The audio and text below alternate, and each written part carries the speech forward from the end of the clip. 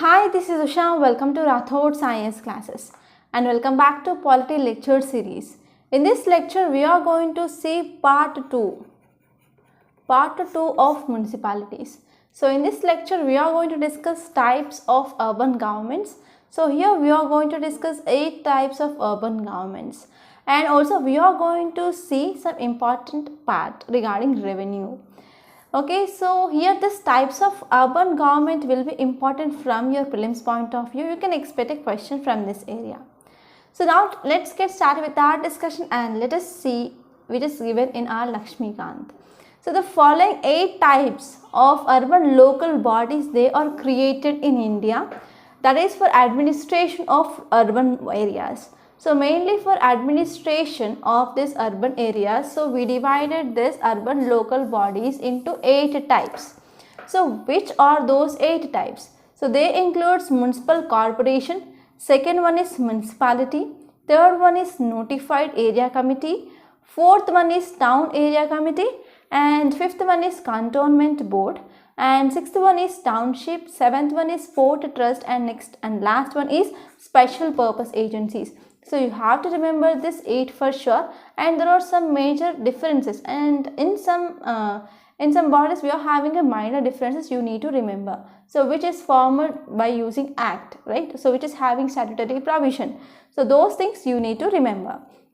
So now let us try to see about this municipal corporation. So if you're talking about municipal corporation, so why we came up with this municipal corporation? So these municipal corporations, they are established mainly for administration. So for what? Mainly for administration to big cities. Mainly for administration of big cities, we came up or we established this municipal corporations.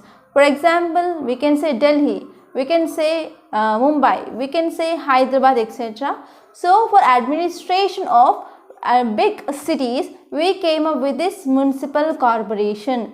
So if you are talking about this municipal corporation, we are having 3 authorities. So those 3 authorities includes, we are having council, okay, we are having council, and we are having standing committee, council, standing committee, and also we are having commissioner.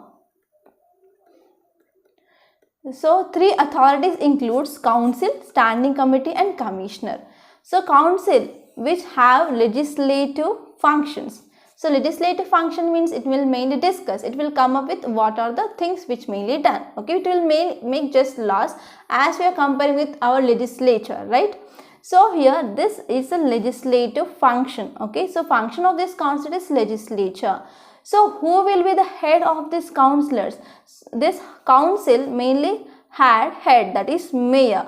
Mayor will be the head of this council, and this council mainly contains directly elected people, right? So they include councillors. So we have councillors, as we know these councillors are directly elected by people, and head of this council will be mayor. So what is the function? Function is legislative function. They will come up with the policies, that's it. But who will going to implement? So implementation done by these commissioners. So commissioners will be the executive body.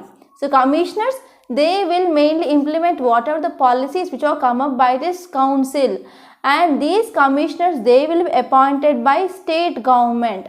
So normally here, commissioners will be senior IAS officer. Generally they will be senior IAS officer, and executive thing or executive function will be done by this commissioner. So what about this standing committee then? Standing committee mainly facilitate, they will help for working of this council, and it mainly gives some suggestions regarding some subjects like public works, education, health, etc. So this is about in detail regarding this municipal corporation. And now let us try to talk about next one, that is municipalities. So municipalities, they were established mainly for administration of towns and smaller cities. Mainly for towns and smaller cities, we came up with this municipalities. So if we're talking about other name for this municipalities, so we can call it as municipal councils, municipal committees, municipal board, and also there are other names like borough municipality, city municipality, etc. And if you're talking about composition which is similar to that of municipal corporation, so we are having council, okay, we are having standing committee, okay, we are having the standing committee, and next one is here we have chief executive officer. Here we don't have commissioners like municipal corporation, here we have chief executive officer, or we can also call it as chief municipal officer. So here this council is same as municipal corporation, but here head will be not mayor in this municipality, so head will be president, okay, head will be president or chairman. There will be no mayor in municipality, mayor will be present only in big cities, but here in the small cities and towns we are having head of this council, he will be president or council, president or chairman in our council. So here again standing committee will facilitate proper functioning of councils, and here we have chief executive officer of chief municipal officer, and here this chief executive officer will be appointed by state government. So council will have legislative functions, and here chief executive officer will have executive functions. Okay, so this is about in detail municipality. And now let us try to talk about notified area. So this notified area mainly created for administration of especially two types of areas. So which are those two types of areas? So first one here is mainly for fast developing town, mainly for administration of fast developing town due to industrialization. Due to industrialization, whenever there is a fast developing of town is happening, so for that town administration, so we came up with this notified area committee. And other area mainly includes town which does not till now fulfill all conditions which are necessary for constitution of a municipality, but we need to administer that area. So in that area we came up with this notified area committee. So for these two types of areas, for example fast growing or developing town mainly due to industrialization, and next one is for the town which does not yet fulfill the conditions to set up municipality. So in that area we came up with this notified area committee. Okay. So and also we can say otherwise if any area which is considered important by state government, so in that area also we can come up with notified area committee. And here the name which is mainly said like notified because it mainly created by notification. Unlike municipality, we came up here with notification, so it is called as notified area committee. So you can say one important point here. So power of this notified area committee which will be similar as compared to that of municipality, but one important prelims fact here is, so it is neither a statutory or elected body. It is neither a statutory or elected body. So these are some important points that you need to remember regarding this notified area committee. And next one is town area committee.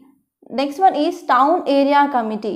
you are talking about this town area committee, which mainly set up or established for administration of a small town. So for administration of a small town, we came up with this town area committee, and this town area committee mainly set up by separate act of state legislature. So state legislature mainly come up with a separate act mainly to set up this town area committee, and these town areas committee mainly set up for administration of small towns. Okay, so if you are talking about this town area committee, we have semi-municipal authority. So it mainly have semi-municipal authority. because and also if you see here, it is a semi-municipal authority. So because of this, it is having a limited functions or limited number of core functions. For example, it need to look after street light, and as it will look after drainages, roads, etc. So here town area committee, which is mainly for administration of small town, and it is mainly set up by separate act of state legislature, and it is having a limited powers. So if you're talking about this town area committee, so this body which is mainly formed of wholly elected body. So it mainly contains members who are wholly elected, or we can say partly elected, okay. And we can also see there may be nominated people they are present, or we can say partly elected or partly nominated body. And this is mainly decided by whom? It mainly decided by state government, okay. So this is about a town area committee. So what is this town area committee? It is for administration of small towns. It mainly established by a separate act by state legislature, and it mainly comes under semi-municipal authority, okay. And it is having limited powers regarding roads, regarding drainage, regarding street lining, and the members will be wholly elected or wholly nominated or partly elected and partly nominated, and it is mainly decided by state government. And now let us talk about next body, that is cantonment boards. So if you are talking about cantonment boards, these are the municipal bodies which mainly set up mainly for administration of civilian population, in cantonment areas. So what are these cantonment areas? So in these areas we can see military forces will be present, or military troops are permanently stationed here. So here in these areas we can see military forces are present, and also here military troops are permanently stationed. So these areas will comes under cantonment board, and this cantonment areas actually. So these cantonment areas, they will comes under Ministry of Defense. So they will comes under Ministry of Defense directly, okay. So here these cantonment areas, they will comes under Ministry of Defense directly. So this is the one important thing that you need to remember. So why these cantonment boards are set up, and how these cantonment boards are set up? Because they are coming under Ministry of Defense, right? So these cantonment boards, they were set up under Cantonment Act of 2006. So it mainly come up by central government, and here these boards, they will comes under direct administration of Defense Ministry, okay. It mainly comes under direct control of Defense Ministry. So if you are talking about this cantonment boards, so who will be the members? So it will be a partly elected, and it will be a partly nominated body.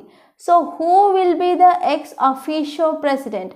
So ex officio president of this cantonment board will be military officer, okay. He will be military officer who is mainly commanding in station in that area. So in that cantonment area, who will be the military officer commanding the station? So he will be the ex officio president of this cantonment board. And next one, who will be the vice president? So if you are talking about vice president, so vice president will be elected among the elected members of board. And next one is, who will be the executive officer? So executive officer will be President of India, okay. So these are the some important things that you need to remember regarding this cantonment board. So it mainly established under Cantonment Act of 2006. In this cantonment area, we can see the military troops, military forces, they stationed permanently. So in this area, mainly for administration of civilian people, we came up with this cantonment boards. And this cantonment boards includes partly elected and as well as partly nominated body people, right? So ex officio member will be military officer who is commanding in that area. And next one is vice president will be elected among the elected members of the board, and executive officer will be our President of India. And now let us try to talk about township.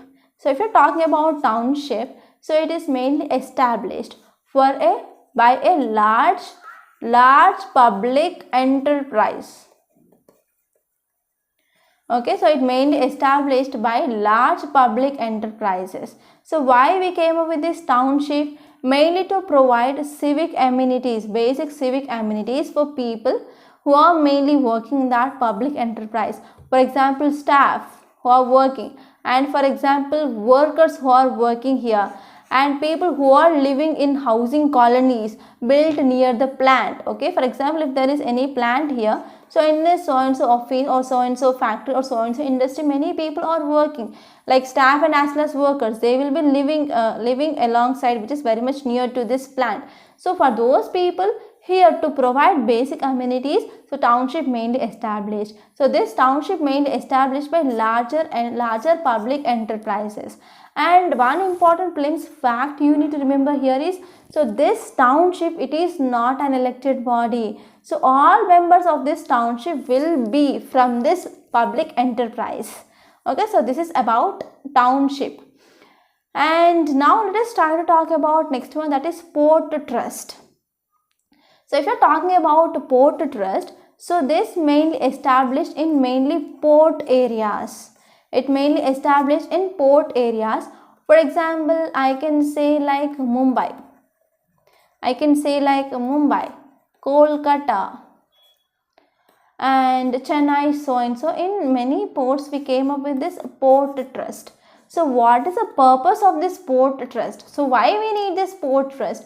So mainly for two important things. So first one is we need to manage and we need to protect the ports. So for the first one is we need to manage and we need to protect the ports. And second one is we need to provide some civic amenities or basic civic amenities for people who are working in that port. So port trusts are mainly established in port areas. For example, Mumbai, Kolkata, Chennai, etc. And the port trust which is having two important purposes. First one is we need to manage the ports and as well as we need to protect the ports. And next one is we need to provide basic amenities for people who are working in those ports. And if you are talking about members will be both elected and as well as nominated. Okay, so this is about port trust. And now let us try to see special purpose agency. So why we are coming up with a special purpose agency?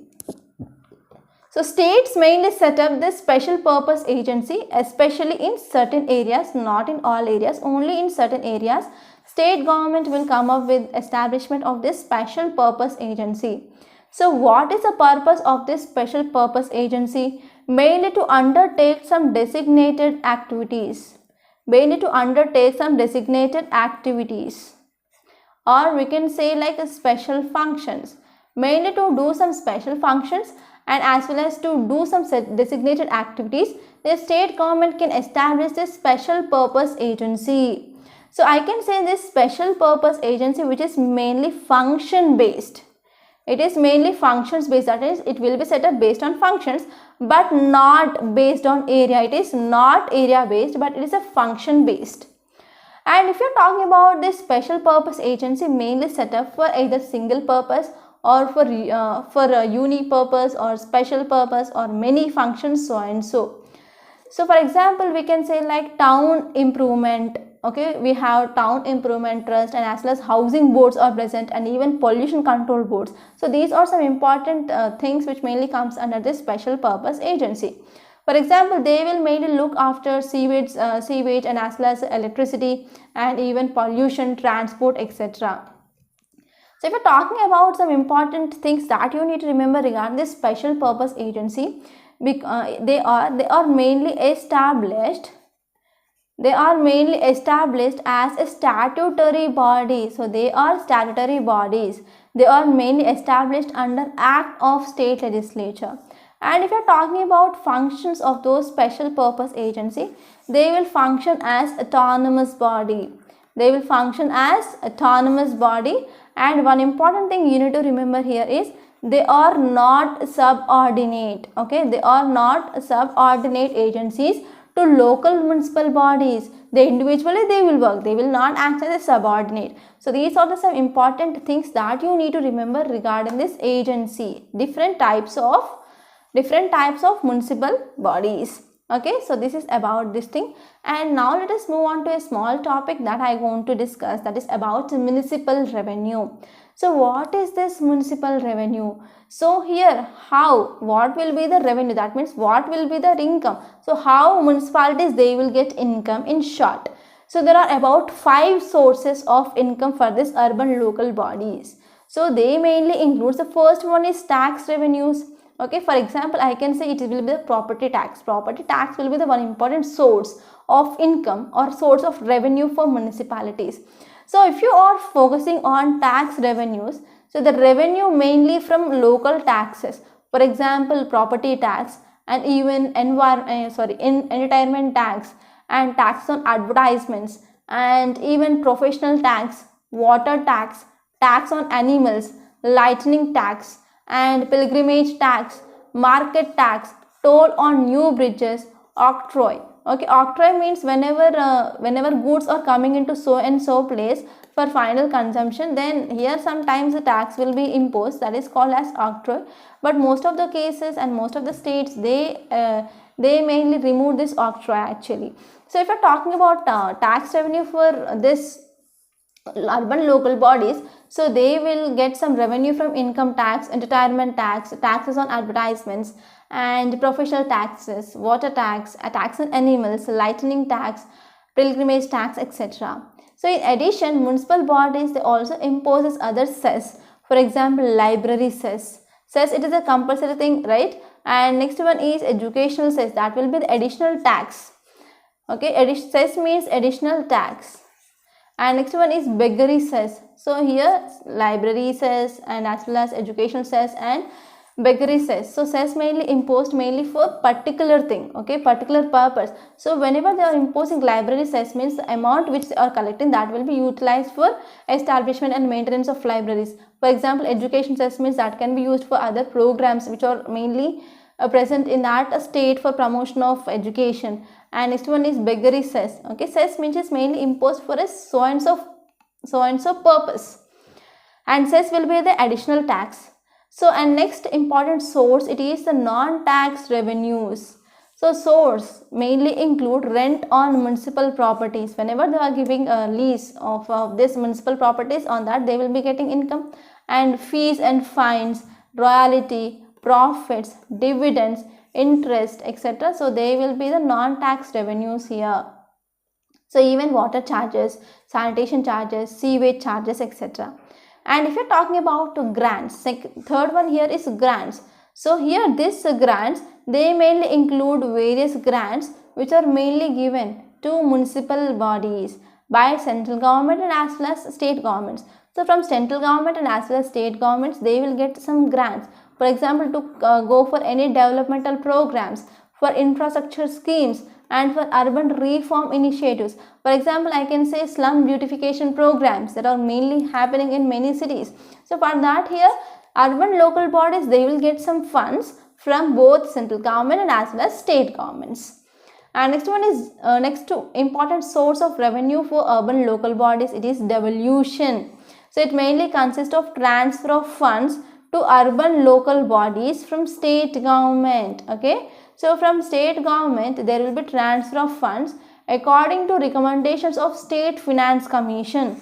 So according to recommendation of State Finance Commission, here what will happen? So there will be the transfer of funds that when be seen from state governments. And next important source here is loans. So the urban local bodies, they also raise loans from state governments and as well as other financial institutions. So because they need to meet their capital expenditure, because for municipalities, for example, I can say we already discussed in earlier lecture regarding functions. So functions will be obligatory and discretionary functions. So obligatory means compulsory or mandatory, that functions need to be done. So if these municipalities, they are having funds or not, so it is not the issue, they need to do that things. do that functions. So if there is no proper revenue, means they will go for raising of loans from state government or even from other financial institutions, right?